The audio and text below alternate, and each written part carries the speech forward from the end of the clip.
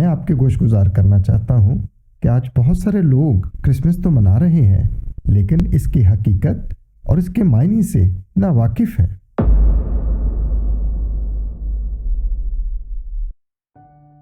معزز سامعین، آپ کی سلامتی ہو۔ آج میں آپ کو ایک چھوٹی سی کہانی سناؤں گا۔ آج سے کئی سال پہلے ایک شخص تھا جس کے 2 بیٹے تھے، اور جو چھوٹا بیٹا تھا بڑا لاڈلا اور پیارا بھی تھا۔ ایک دن وہ اپنے باپ کے پاس آتا ہے اور اپنے باپ کو کہتا ہے، اے باپ، جائیداد میں سے جو تو نے میرے لیے رکھی ہے وہ مجھے تو ابھی دے دے۔ وہ باپ سے حق لینے کے لیے بضد ہو جاتا ہے۔ باپ اس کو اپنی دولت کا جو حصہ اس کے لیے اس نے رکھا ہوتا ہے اس کو دے دیتا ہے۔ اپنے باپ سے وہ حق لے کر چلا جاتا اور اپنے دوستوں کے ساتھ اجاڑنا شروع کر دیتا ہے، اپنی مزے کی زندگی بسر کرنا شروع کر دیتا ہے۔ عورتوں کے پاس جاتا ہے، جوئے کھیلتا ہے، شرابیں پیتا ہے، اور رفتہ رفتہ مال سب ختم ہو جاتا ہے اور دوست بھی چھوڑ کر چلے جاتے ہیں، اور وہ اس حد تک غریب ہو جاتا ہے کہ اس کے پاس کھانے پینے کو کچھ نہیں ہوتا۔ پھر وہ ایک شخص کے پاس جاتا ہے جس کے پاس کچھ جانور ہوتے ہیں جو کھانا کھا رہے ہوتے ہیں، تو وہ کہتا ہے کہ مجھے نوکری چاہیے۔ تو کہتا ہے میرے پاس تو نوکری نہیں، لیکن یہ جانور اگر تو ان کو پالتا ہے تو یہ ان سے جو کچھ ملے گا وہی تجھے کھانے کو دے سکتے۔ وہ جانور بھی اپنے کھانے میں سے یا اپنے چارے میں سے اس کو نہیں دیتے۔ تو جب یہ سارے حالات وہ دیکھتا ہے تو اس کا دل بہت پچھتاتا ہے۔ اب اس کے دل میں شدید تنہائی، شرمندگی اور افسوس ہوتا ہے۔ اس کے نتیجے میں اس کے دل میں یہ بھی خیال آتا ہے کہ میں اپنے باپ کی طرف واپس لوٹوں۔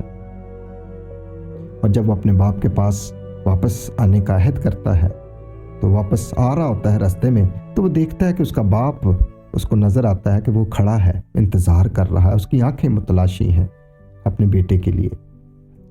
تو جب وہ اپنے باپ کے قریب آتا ہے تو اپنے باپ کے قدموں میں گر کر کہتا ہے، اے باپ، مجھے معاف کر، میں تیرا اور آسمان کے خدا کا گناہ گار ہوں۔ میں نے بہت گناہ کیا ہے، تجھے ناخوش کیا ہے، مجھے اپنے نوکروں جیسا کر لے۔ باپ اس کو اٹھاتا ہے، اس کو گلے لگاتا ہے اور اپنے نوکروں کو بلاتا ہے۔ وہ کہتا ہے کہ اس کے کپڑے تبدیل کرو، اس کو نئی جوتی پہناؤ اور اس کے ہاتھ میں انگوٹھی پہناؤ، اور ایک جشن کا اہتمام کرو، کیونکہ میرا کھویا ہوا بیٹا مجھے واپس مل گیا ہے۔ وہ پہلے مر گیا تھا، اب وہ زندہ ہوا ہے۔ کرسمس بھی اسی طرح سے ہے کہ خدا نے کھوئے ہوئے انسانوں کو اپنے پاس بلانے کے لیے ایک جشن کا اہتمام کیا۔ وہ لوگ جو خداوند کی طرف واپس لوٹ آتے ہیں، خدا کے نزدیک یہ خوشی کا مقام ہے۔ میں آپ کے گوش گزار کرنا چاہتا ہوں کہ آج بہت سارے لوگ کرسمس تو منا رہے ہیں لیکن اس کی حقیقت اور اس کے معنی سے ناواقف ہیں۔ اصل میں وہ لوگ عبادت کرتے ہیں جو نجات پاتے ہیں۔ وہ باپ کی طرف، آسمانی خدا کی طرف واپس لوٹ کر آتے ہیں، اپنے توبہ والے رویے کی طرف۔ ہم سب انسان ایسے ہی ہیں۔